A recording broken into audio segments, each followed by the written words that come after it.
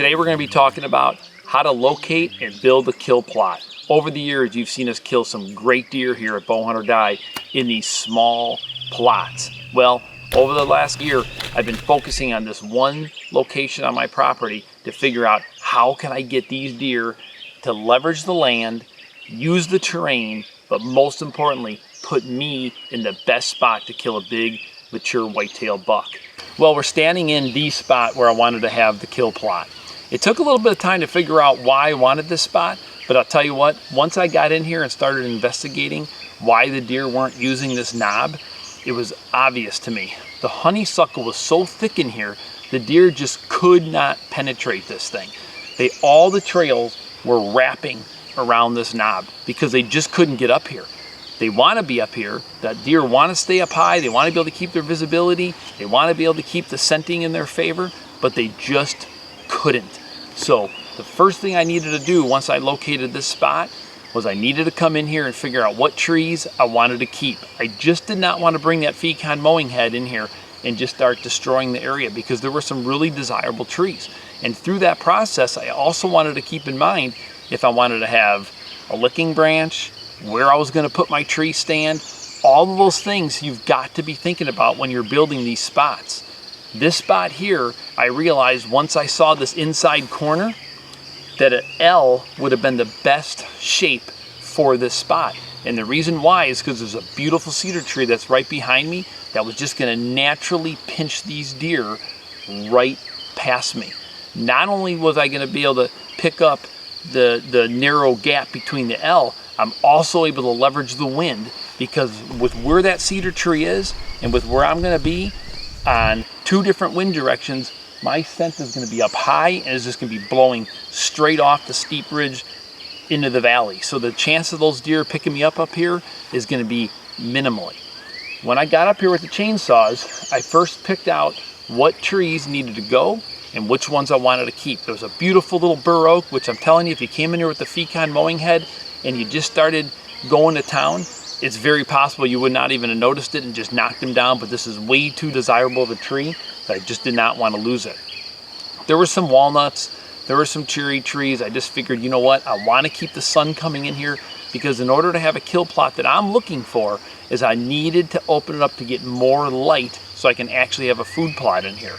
By doing that, I realize I'm going to really be spurring on that honeysuckle regrowth. I mean, it's going to want to come in here, and if I do nothing in here, it will take over this area again. So that's going to require some spot spraying to be able to keep that stuff back. Come on, join me over here as I begin to show you the plot. Well, we're standing on the other side of the plot right now, and I wanted to point out a couple distinctive things that are super important. Again, we made this plot specifically as an L. The reason why is because this inside corner naturally is having these deer want to wrap it. There's a bedding area off my right shoulder here, about 70 or 80 yards. There's another one that's off my left shoulder that's about 100 and 125 yards away. The one on the right, I went in and actually cut down a bunch of trees and I've made it a little bit thicker, and I'm far enough away from it where I can sneak into this kill plot without letting those deer know that I'm in here. That way when they get out of their bed, they're going to be able to stay up high here, work their way into this kill plot, have plenty of different varieties of stuff to eat, and work their way down into the agricultural fields, which are all down below me, or the bucks can travel very easily from basically bedding area to bedding area, keeping the wind at their favor and having them stay up high. I love it. I'm seeing tracks already of deer using some of the trails that I diverted and bringing them right up here to this kill plot. I can definitely see these trails for sure coming in here. And again, the reason why they're coming in here now, A, is they can actually get through here. B, we've put this nice little food plot in here. This is only about 1/10 of an acre, guys. That's all it is. This is not a huge area. So if you're thinking, gosh, I'd like to do a kill plot, but man, I don't have a pecan mowing head. With a couple of friends, a couple of chainsaws, you can get in here and you easily can open up a spot like this without a problem. Once it got opened up, I came in here and I started broadcasting a variety of stuff that I want to show you. So right off the bat, you can see the clover growing. We got tons of clover right down here, which is looking super good. Oats right here, kind of use those as a cover crop. And I had a little bit of chicory seed left that I went ahead and threw in here because I figured it just wasn't going to hurt. And I wanted to get something blanketed on this ground before everything else just started growing, you know. Now that it's all growing, there's all kinds of food in here. There's all kind of browse, and that's exactly what deer love.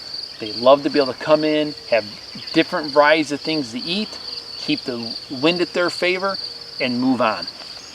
As a bow hunter, one of the things I was thinking about when I was building this kill plot is I want to keep it big enough to where there's enough forage for the deer to eat, but small enough to be able to get a shot at those deer when they come through here. The reason why I like the way I shaped it like an L was because it forces the deer between my cedar tree where I've got my stand and this little apple tree here, and literally it pinches and wedges these deer right through here.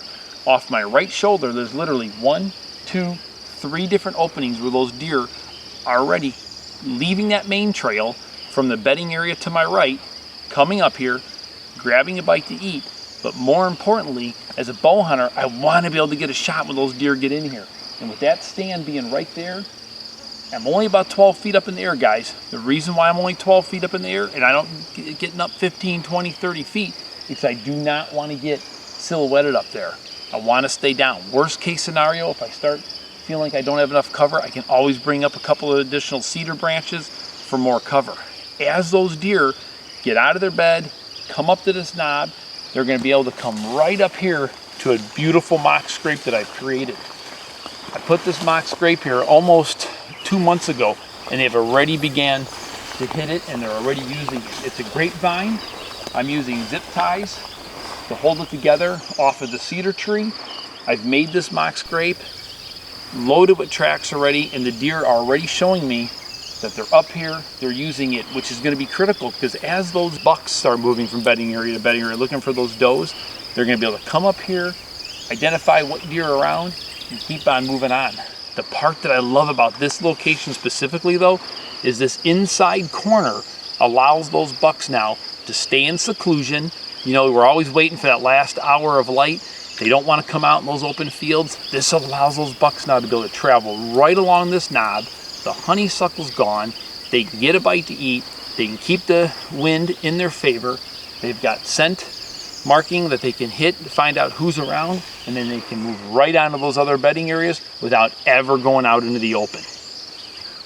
Last but not least, when you're building these little kill plots, you're also thinking about the future. For me, I want this spot to be a great spot for many years to come. So being able to come in here and plant some apple trees and get them caged is going to add just one more element down the road to where 2, 3, 5, 10 years from now, as these apple trees begin to mature, I'm going to have apples in here. I've got the forage in here. I've got the locust tree back there for later season, dropping the locust pods. I've got a beautiful oak off my right shoulder that has some acorns, all in a secluded kill plot, 1/10 of an acre. You can do this on your property. It does not require tons of work. It does not require tons of money. It's just identifying those spots, getting in there, and building them up. One last little thing that I did not talk about that I want to remind you of. When you're building these plots, keep in mind if your first attempt at what tree you think is the best tree fails, have in mind where else you can put a stand. It's so important. In this particular case here, I'm banking on this little cedar tree, but if that fails, I can always use the locust tree, and behind the locust tree is actually a walnut that I can use as well to be able to take advantage of some different winds. Because if they end up not using it on the wind that I think they're using it on, I have a chance to be able to switch it up and I'm not stuck to just one stand. It's time for you to get out there and start building your kill plot. Let's go.